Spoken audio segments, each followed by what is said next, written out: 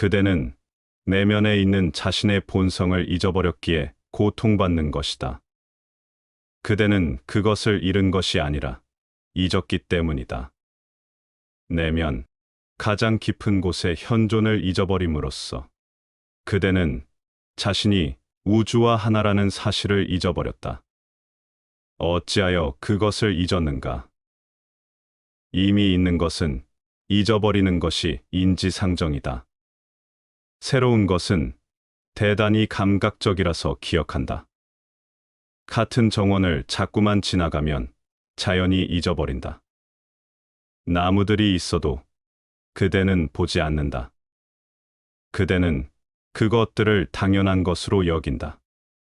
새들이 노래해도 그대는 생각 속에 빠져서 지나간다. 생각해 보라. 만일 그대가 사막에서 살았는데 갑자기 어느 운 좋은 아침, 나무들이 있고 새들이 노래하는 아름다운 정원을 대한다면 날마다 지나가는 정원처럼 그냥 지나쳤을까? 그대는 춤췄을 것이다. 기뻐서 소리치고 노래 부르고 폭발했을 것이다. 그것은 환상적인 체험이었을 것이다. 그대는 굉장히 민감하게 깨어 있었을 것이다. 내면의 온갖 생각들은 멈췄을 것이다. 그러나 날마다 똑같은 정원을 지나간다면 쉽게 잊어버린다. 그대의 여자나 혹은 그대의 남자를 처음 보았을 때를 기억해보라. 얼마나 매혹적이었는가. 그런데 지금은 그 여자와 함께 앉아 있으면서도 그녀의 얼굴은 보지 않는다. 그대는 그녀의 손을 잡지만 공허한 몸짓이다. 그렇게 해야 하니까 하는 것이다. 수중에 있는 것은 조만간 쉽게 잊어버린다. 이것이 문제이다. 우리는 우리 자신이기 때문이다. 우리는 언제나 처음서부터 그것이었으니 까맣게 잊어버리는 것도 당연하다. 이 자연스러운 경향성 때문에 인간은 자기 자신을 잊게 되었다. 그리고는 딴 것들에게, 이 오만 가지 삼사라들에게 쏠리게 되었다. 그대는 자꾸 하나의 새로운 사건에서 다른 새로운 사건으로 돌진한다. 그대는 명상을 위해 앉을 시간이 없다. 내게 오는 사람들에게 명상하라고 말하면 그들은 말한다. 우리는 도무지 시간이 없습니다. 그들은 영화 보러 갈 시간은 충분하다. 그들은 수다 떨 시간은 있다. 하지만 명상할 시간은 없다. 그들은 다투고 화내고 엉터리 신문을 읽을 시간은 있다. 하지만 명상하라고 하면 전혀 생각 없이 반응한다. 도무지 틈이 없습니다. 진정 그들이 말하는 것은 무엇인가? 그들은 자기 자신에게 관심이 없다고 말하는 것이다. 그들은 1시간 동안 고요히 앉아서 자신의 존재를 들여다보는 것에 관심이 없다는 것이다.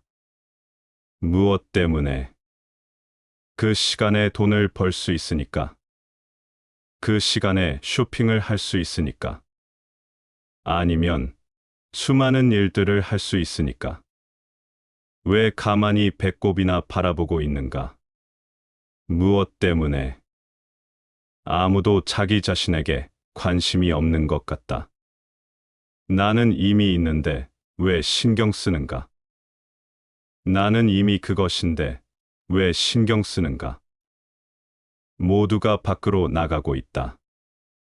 그러나 오직 안으로 들어올 때 비로소 사람은 진리를 알게 된다. 이규는 말한다.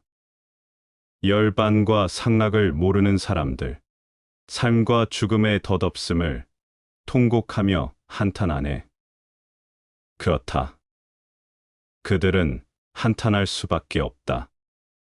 그들은 스스로 불행을 만들어내고 있다. 그들은 스스로 번뇌와 지옥을 만들어내고 있다. 그들은 지옥불 속에 연료를 퍼붓고 있다. 그들은 크나큰 행복을 모르므로, 안으로 들어갈 때 일어나는 은총을 모르므로 한탄할 수밖에 없다. 어떤 축복이 그들을 기다리고 있는지 그들은 모른다. 안으로 들어갈 때 삶은 전혀 새로운 색깔과 새로운 파동, 즉, 환희와 축제의 파동을 취한다는 것을 그들은 모른다. 그들은 모두 행복을 구하고 있으면서 불행을 창조하고 있다.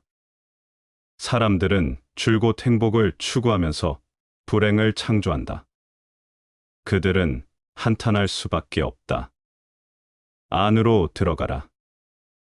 그러면 거기에서 가장 귀중한 보물을 만날 것이다. 그리고 그대가 오랜 세월 동안 수많은 생을 통해 찾아왔던 것이 늘 그대 안에 있었음을, 처음부터 거기에 있었음을, 그대의 본성이었음을 알게 될 것이다.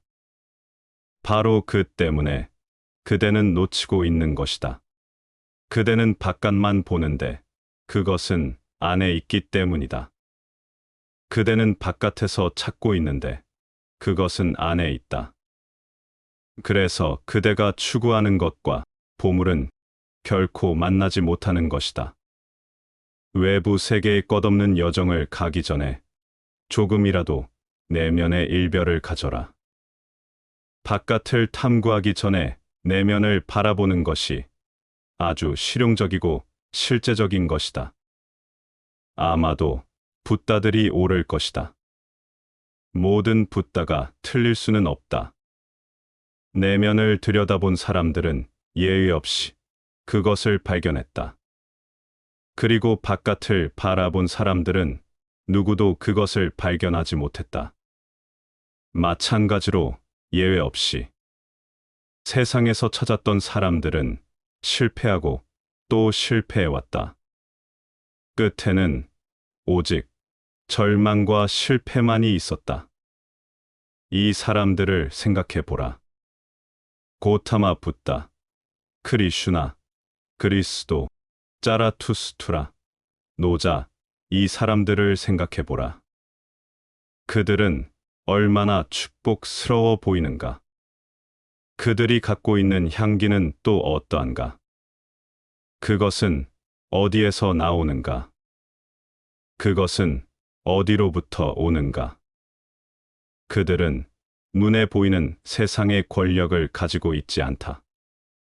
그들은 그대가 생각하는 어떤 행복의 조건도 가지고 있지 않다. 여기 붓다에 대한 기록이 있다. 붓다가 처음 바나라시에 왔을 무렵 울창한 벵골 보리수 나무 아래 머물고 있었다. 저녁이 되자 석양빛이 어슴풀에 스며들고 구름은 석양으로 물들고 있었다. 무성한 나뭇잎 사이로 그 붉은 광선은 붓다의 얼굴에 떨어지고 있었고 그는 거기에 앉아서 쉬고 있었다. 바나라시의 왕이 마차를 몰고 왔다. 우연히 왕은 길가에서 참으로 우아하게 앉아있는 빛을 발하는 이 사람을 보았다. 왕은 인간이 갈구하는 모든 것을 가졌다. 그런데 그가 어디로 가는 길이었는지 아는가? 그는 자살하러 가는 길이었다. 그는 지겹고 지치고 절망스러웠다. 그는 그 모든 것이 덧없음에 자살하려고 결심했다. 그래서 그는 자살을 하기 위해 산으로 마차를 몰고 있었다. 그런데 그는 길에서 석양마저 그의 아름다움에 비하면 하찮을 정도로 편안하게 앉아있는 이 사람, 이 거지를 보았다. 거대한 침묵이 나무 주위를 감싸고 있었다. 그것은 나무의 침묵이 아닌 게 확실했다. 그 왕은 수많은 나무 곁을 지나왔었다. 붓다가 앉아 있을 때면 그 자신의 공간이 창조된다. 그것은 절대 침묵이었다. 왕은 일찍이 그러한 침묵을 그런 살아있는 침묵을 본 적이 없었다. 그는 공동묘지에 존재하는 침묵만 보아왔다.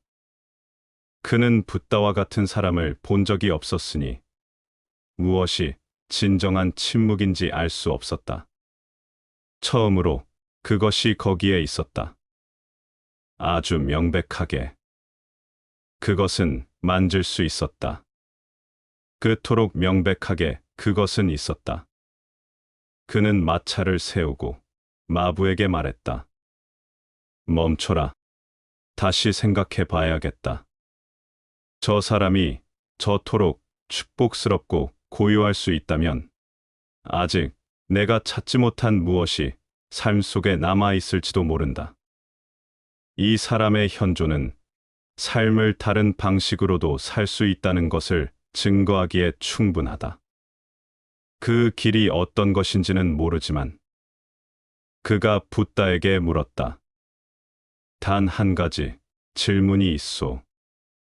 나는 당신 주변에서 아무것도 보지 못하오. 동양 그릇 하나 가지고도 어찌 그토록 행복할 수 있단 말이오. 나는 거대한 왕국을 가지고도 행복하지 못하오. 당신은 참으로 행복해 보이오. 붓다는 눈을 떴다. 그 연꽃의 눈을. 그 두 눈 뒤에는 개체가 아닌 존재만이 있었다. 그 허공의 두 눈은 존재로 가득 차 있었다. 에고는 텅 비고 존재로 충만했다. 붓다가 말했다. 그대가 처한 상황은 예전에 나 역시 겪은 상황이었소. 나는 그대를 이해할 수 있소. 나 역시 황제의 아들이었소. 나는 궁전에서 살며 사치스러운 생활을 했었소. 당신을 이해하오. 모든 것을 가졌음에도 불구하고 아무것도 가지지 못하는 그 불행을 이해하오. 그래서 말하지만 그대도 언젠가는 나와 똑같은 상황에 있을 수 있소. 우리 두 사람은 같기 때문이오. 모든 사람은 개화하고 연꽃이 될 잠재력이 있다. 열반과 상락을 모르는 사람들. 삶과 죽음의 덧없음을 통곡하며 한탄하네.